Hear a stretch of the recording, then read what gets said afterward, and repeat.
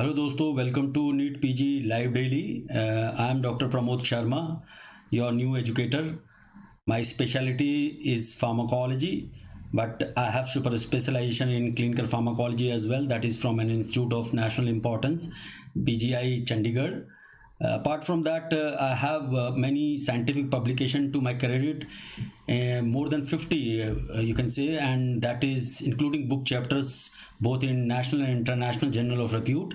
And I have been appointed as editorial board member or chief editor, associate editor for various journals and book publishing houses. And apart from that, I'm reviewer of many prestigious journals like PLOS One, Current Pharmaceutical Design, and many others.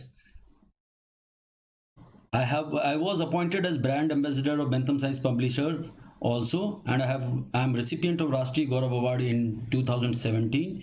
Apart from that, I was an ex-member of Subject Expert Committee for Central Drug Standard Control Organization, a division that falls under the aegis of Ministry of Health and Family Welfare. And these are some of the achievements which I wanted to share with you. And after passing my DM from PGI Chandigarh in year 2006, I started my career as research as a group leader in pharmaceutical industry, that is Ranbaxy Labs Limited. There I used to look after many things related to clinical research, and I was posted in the division of medical affairs and clinical research. And there I learned a lot, including the clinical research, practical experience of clinical research. And there I used to work with various programs, including drug development, and as well as preparing clinical expert report, clinical trial report, protocol writing, ethical clearance, and other than that, concept notes, medical rationale, etc.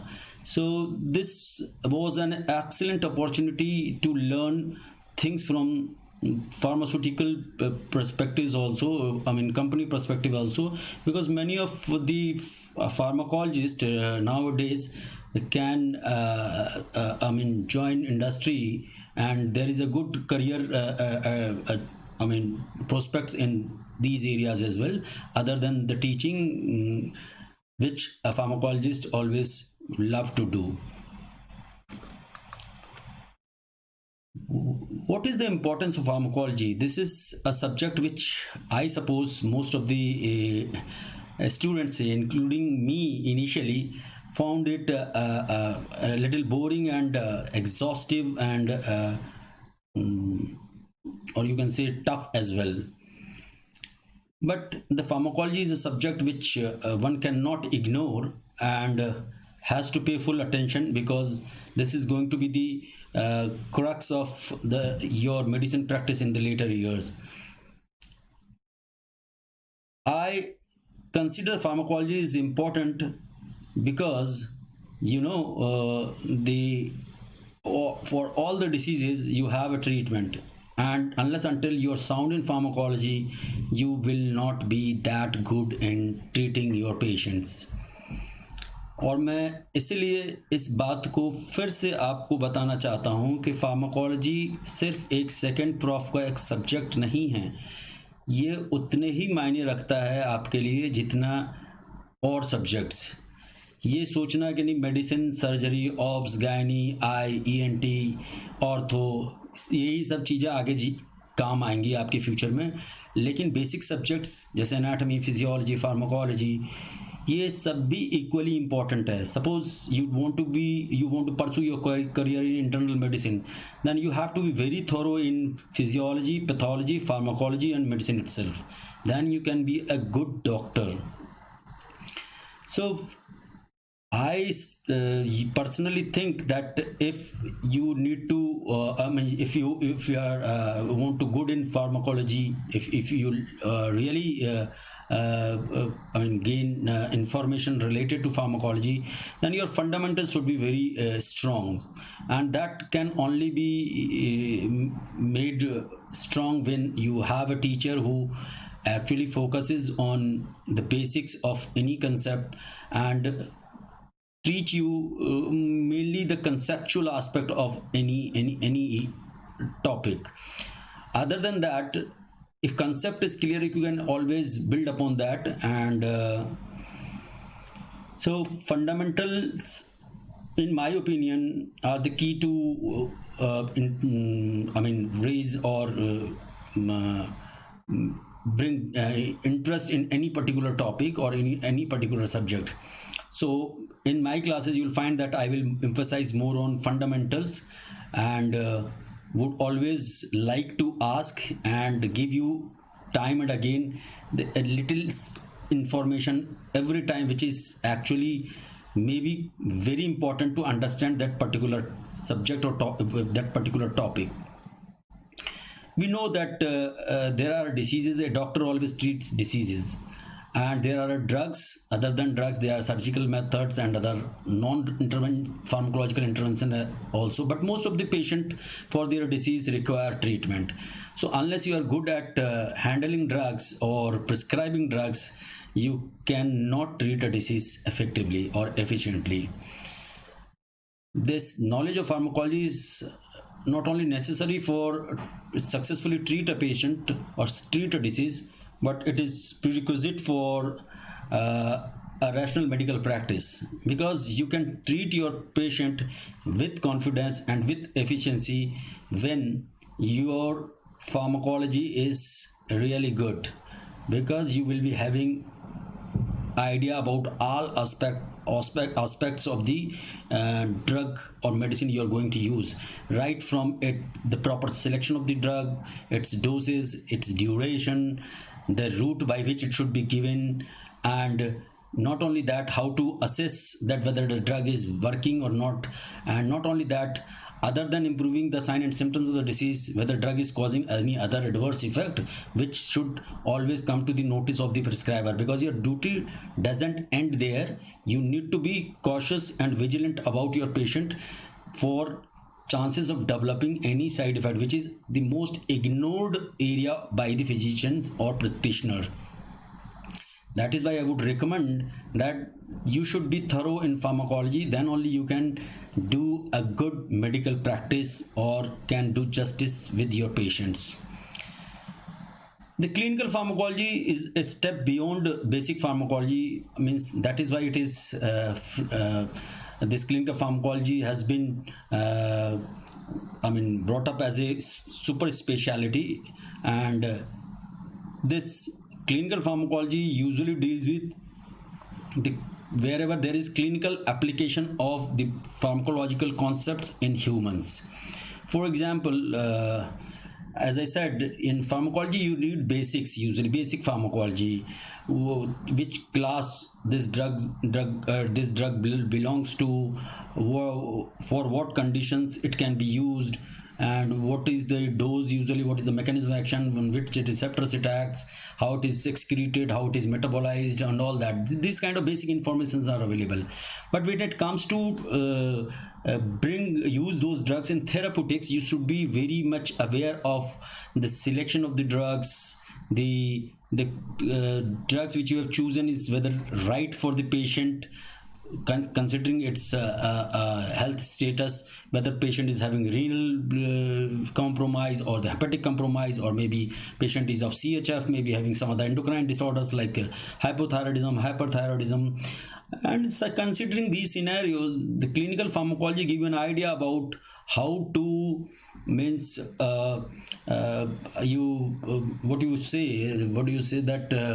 how to individualize your therapy as per that particular individual need. So the clinical pharmacology is not only related to the treatment or clinical application part, but it also takes into account the clinical research which involves drug development process. And not only that, it is important in the field of, we apply knowledge of the application of the clinical pharmacology knowledge, also important in designing pharmacoepidemiological studies, pharmacoeconomic studies. So clinical pharmacology is well beyond the basic pharmacology what we learn in MD during MD courses. So clinical pharmacologist is a very important person who can play a role in advising practitioners, surgeons, or other clinical faculties to rationalize their treatment, and there should be enough evidence or basis for selecting a correct drug, correct doses, and individualistic approach in treating each and every individual patient.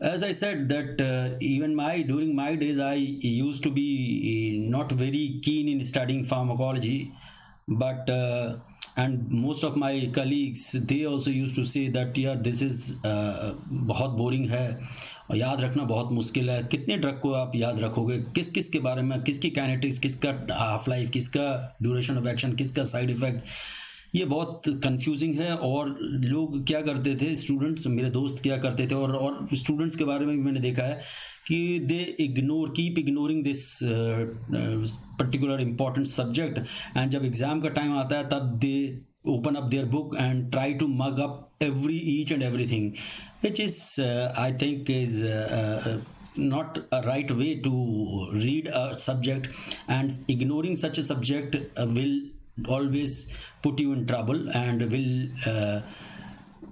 the more you distance from a subject, the more difficult it becomes later for you to understand it. Therefore, it is mandatory to give or allocate time for each and every subject, because each subject had its own importance and value. So I would like to, being an educator, I would suggest you some tips so that the subject can be made little easier, and you start developing some interest in the subject, so that you can do well in pharmacology for your entrance examination, or let it be for your future clinical practice. First and important thing is to pay attention to basics. As I said, if your foundation is not right, you cannot build up upon that. That is why the attention to basic is the key mantra to have a good grasp of the subject. इसलिए जब भी आप पढ़ें, एक teacher, अच्छा teacher वही है जो बेसिक्स जरूर आपको बताता है। अगर आप बेसिक्स जानते हैं तो बेसिक के आधार पर आप हमेशा आगे की चीज़ें सीख सकते हैं। लेकिन अगर आपको बेसिक्स नहीं पता है तो वो आप अगर हाई फाई चीज़ें पढ़ते भी हैं तो वो आप कुछ समझ नहीं सकते। इसलिए ज़रूरी हो जाता है कि आपका ध्यान बेसिक्स की ओर ज़रूर होना चाहिए, और एक टीचर वही अच्छा है जो आपको बेसिक्स से अवगत कराए, बेसिक्स सिखाए पहले, उसके बाद ही can always add on that, and you can always add on that, because you have now understanding of the subject, that how to go about it. So my focus will remain always, or I will always emphasize on basics while teaching any particular topic. Other than basics, you should develop a skill for good observation. You should be observant enough to see what is happening around. Observation means that you open a book and start reading. That is fine. The two different students reading the same topic may observe different things on this particular topic, but reading from the same book, this is observation skill. Not only that, you can learn from reading books, but other than that, even if you are not reading books, you can learn by just having observation what is happening all around you. For example, you can always see prescriptions, what treatment your mother is taking for hypertension, or your father is supposed diabetic, what treatment, what drugs he is getting.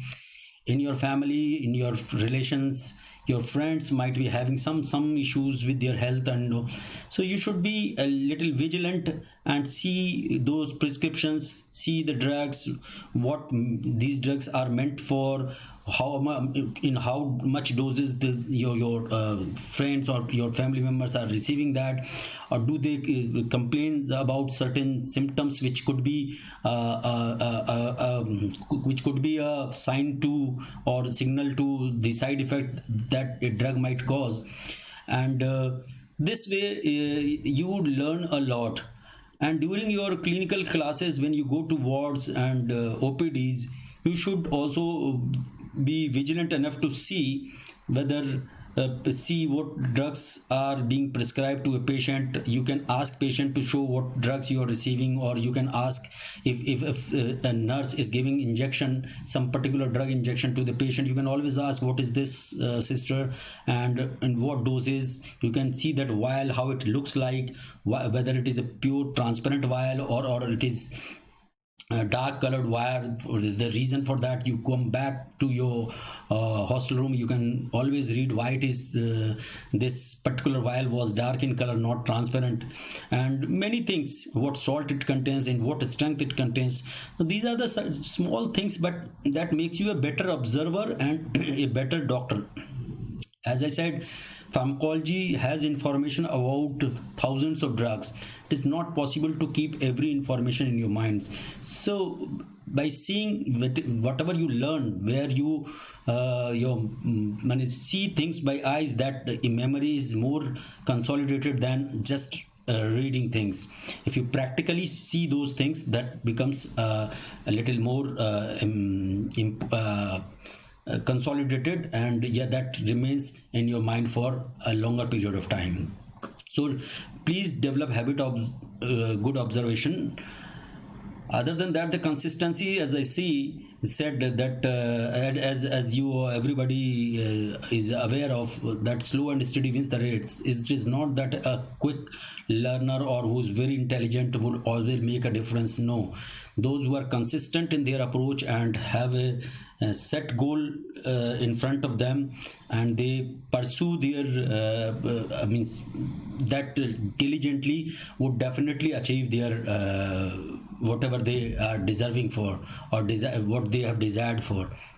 So consistency is must. Every day be consistent. Whatever you read it again, and always spend time for the time slot you have allocated for a particular subject. Like for pharmacology, you have given half an hour or 1 hour every day, so you have to be consistent. Give your 100%, maybe for half an hour or 45 minutes, whatever you have allocated. So be consistent throughout the year until your exams are over or entrance is over. So this is also important, that one should have consistency. Another thing I would tell you that you should be knowing your capacity. It's different. Each individual is unique. They all have different capabilities. Maybe one is good at mugging up things. Another person relies on conceptual framework of the topic, and some have a blend of both.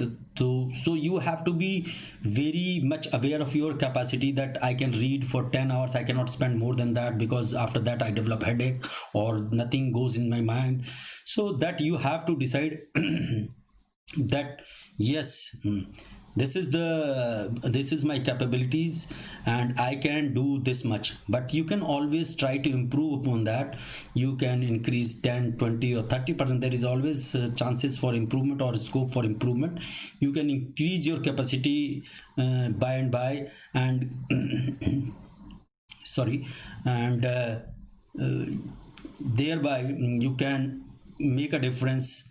And as I said, that everybody cannot be a person with IQ more than 150, but whatever IQ or capabilities you have to build on those, and exploit only those things, because nothing extra you can generate within. So but you can always improve upon your capacity. And like if you do not understand certain things, you can always take help of your teacher, your friend, or somebody in your family who is aware of this particular subject. You can always go through them and ask about all these things. So you can improve upon your capabilities. I'm not saying that you will be in a pragmatic change in your capabilities, but you definitely will improve upon if you follow the instruction as I have mentioned.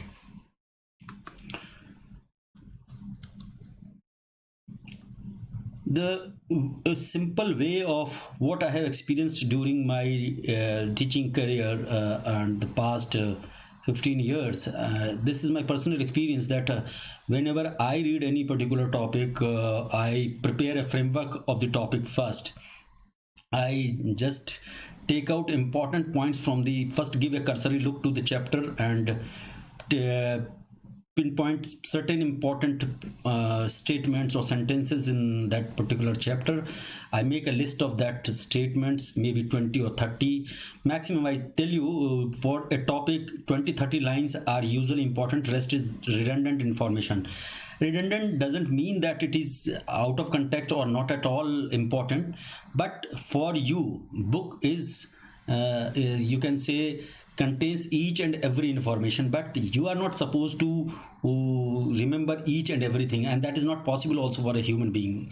So you always prepare a framework, means like before making a house, an architecture draw a drawing that according to that your building is erected. So same way you have to prepare a framework of the topic, that is called skeleton.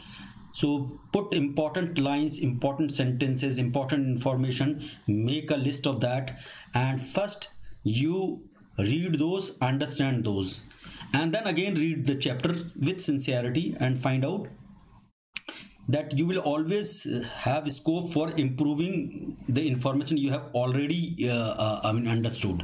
So you can add upon that. So I would always request that read in fragments, then join those fragments and then make a complete picture of that topic.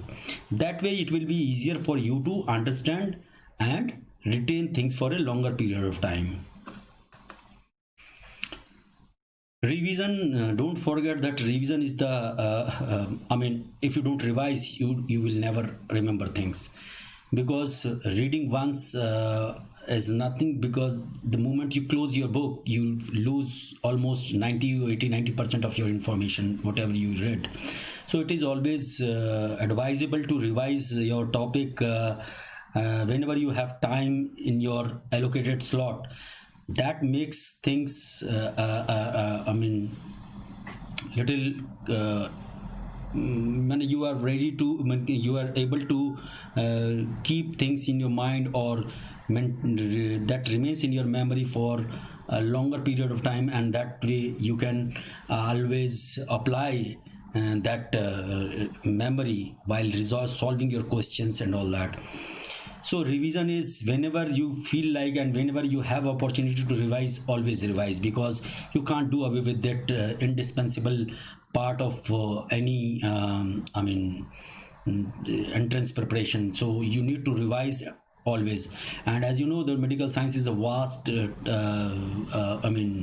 a very vast syllabus, so you have to read, and that you have to accept this fact that you are here to study and study. So revision is one of the way of keeping things retained in your mind for longer period of time, and this way you can always answer questions when it comes to you. Also, one thing I would like to share, that the topics, suppose 3-4 topics you or a particular section you complete, like endocrinology or gastrointestinal system, you try to solve MCQs, multiple choice based questions, that give you an idea that how much you have understood and the areas where you are weak and need to work upon, and you can improve those areas, and that way you can always score well. So this is another way of and solving questions is little less boring than monotonously reading a chapter and trying to retain things.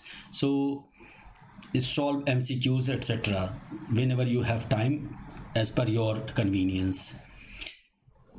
Discuss with your friends, because studying alone is not sufficient, and also that is boring, and after sometimes you will develop a distaste for the subject. So it is always advisable to talk to your friends, and either you all in commonality read a topic and discuss among all of you, or you can do one thing: ask your friends, make a group of 3 4 friends, sincere friends, I mean those who are interested in studies and all. So ask them to read different chapters and share important things what they have noticed in that particular chapter. And then after sharing each of your information one by one, you can go back and read the topics. Then you will be surprised that to know that once you read that chapter, and you will find the information which was provided by your friends. So those information come one by one, and it becomes easier for you, and you just I mean you just feel like that, yes, I have already read this chapter somewhere else.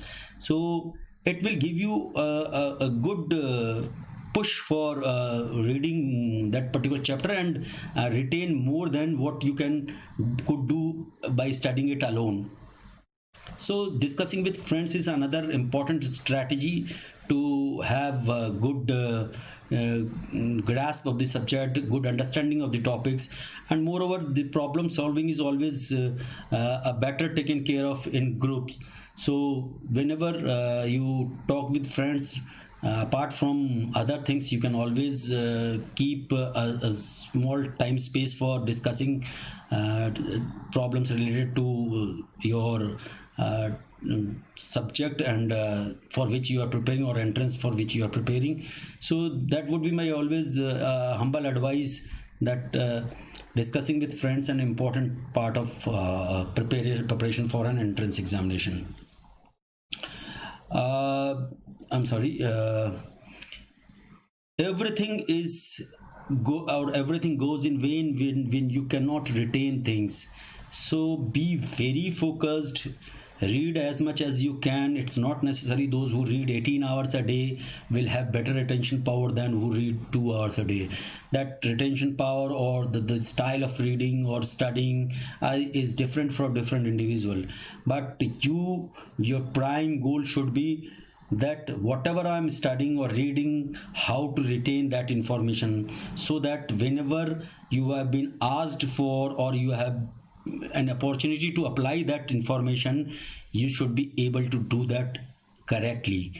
Like in entrance examination, depending upon the retention, it is only the retention which will help you solve your questions. Just by reading so many hours would not help. So retention is a fundamental key to the success. So I would always request that it is not important that how many hours you read. It is more important than how much you retain. Try to retain as much as possible, and every topic for entrance is important. It is not a university exam something that this particular topic is asked more frequently than others. But in entrance, your entire area is given equal importance, and question comes from everywhere. And pharmacology is a subject which would help you solve medicine questions, and pharmacology is a subject, if you are thorough in that, you would be able to solve many questions. So don't ignore this subject just for the sake of that this is a non-clinical subject does not carry any meaning. It's not like that. You have to be thorough in pharmacology, and I assure you that if you are good in pharmacology, you will be able to solve many questions and crack the entrance. So with this message, I would say that you will do good in pharmacology if you are given an opportunity, or you get a good mentor or good educator. You can really make a difference. So this is all from my end, and hope you will all be doing good, and looking forward for you to see on the learning platform of the Unacademy. Thank you very much.